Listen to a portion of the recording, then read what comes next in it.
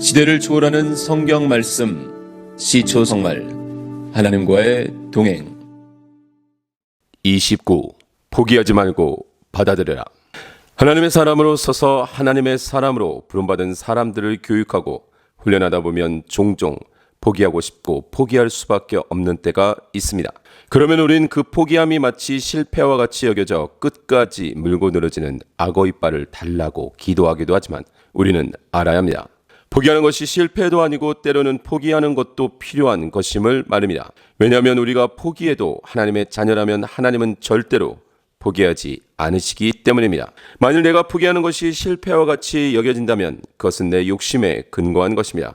누군가를 세워나가는 것이 나를 드러내기 위한 헌신이라면 우리는 보여지는 실패라는 결과를 받아들일 수 없습니다. 결과가 내 성패와 연결된다고 보기 때문입니다. 그러나 그렇지 않습니다.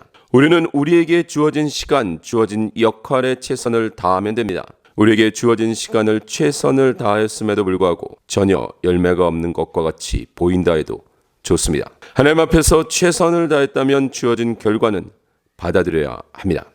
모세와 이스라엘 백성. 이스라엘 백성에 대한 모세의 사명은 하나님이 모세에게 주신 자리에서 하나님이 모세에게 주신 시간까지였습니다. 그 이상도 그 이하도 아닙니다. 모세는 이스라엘 백성에 대한 실망과 좌절 그리고 분노로 말미암아 몇 번이고 포기하려고 합니다. 먼저 모세는 하나님이 모세를 이스라엘 백성에게 보내신다고 할 때부터 반복하여 거절합니다.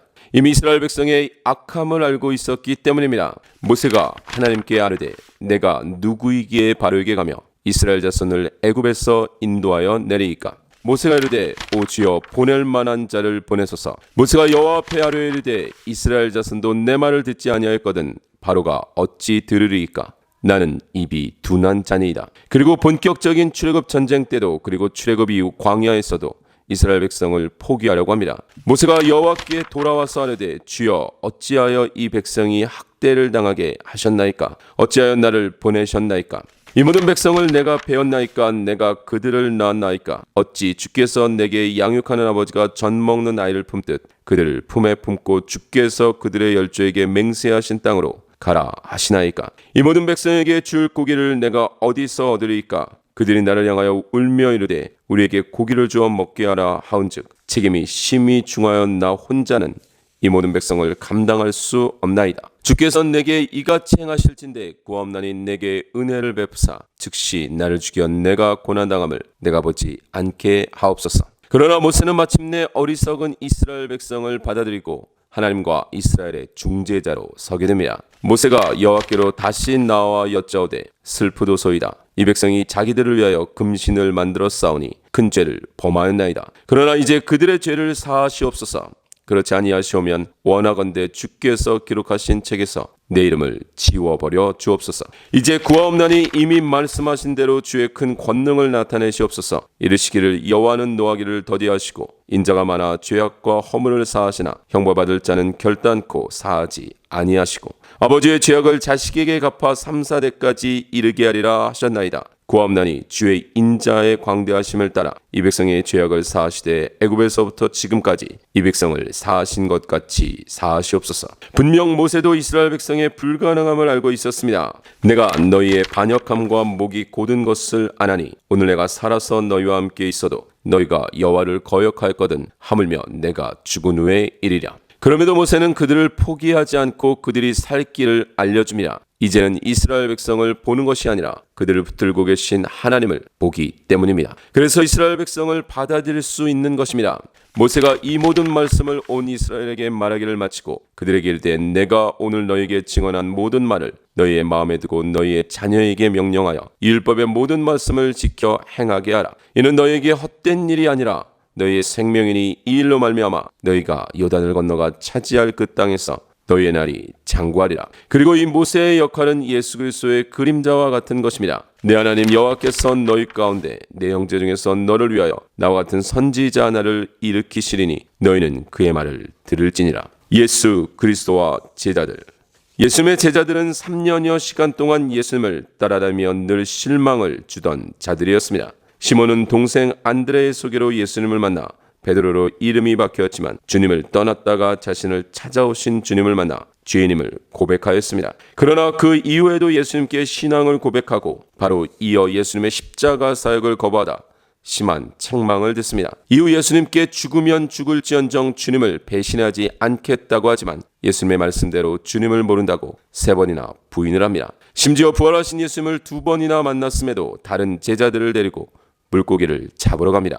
요한은 예수님으로부터 부르심을 받은 이후부터 늘 예수님과 함께하였습니다. 예수님이 회당장 야이로의 죽은 딸을 살리시는 자리에도 다른 제자들은 함께하지 못했지만 베드로와 야고보와 함께하였고, 예수님이 모세와 엘리야를 만나신 변화산에도 베드로와 야고보와 함께하였으며, 예수님이 겟세마네에서 더 깊은 기도의 자리로 가실 때도 베드로와 함께하였습니다. 그러나 그도 예수님을 따르며 하나님의 뜻이 아닌 자신의 혈기가 앞서기도 하였습니다. 베드로와 요한뿐 아니라 모든 제자들도 예수님을 혼자 두고 떠날 것을 예수님은 알고 계셨습니다. 그러나 성경은 말합니다.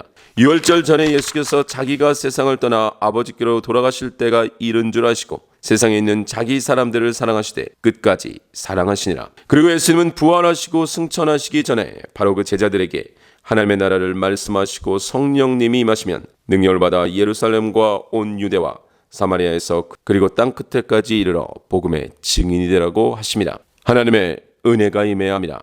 세상에 속하여 세상의 사람으로 살다가 하나님께로 방향을 바꾸는 일은 오직 하나님의 은혜로만 가능합니다. 그리고 하나님께로 전환한 방향을 지속적으로 유지하며 더욱 하나님께로 가까이 나아가는 일도 오직 하나님의 은혜로만 가능합니다. 예수님은 제자들의 온전한 변화는 하나님의 은혜로 임하실 성령님이 오셔야만 가능함을 알고 계셨습니다. 보혜사 곧 아버지께서 내 이름으로 보내실 성령, 그가 너에게 모든 것을 가르치시고 내가 너에게 말한 모든 것을 생각나게 하리라.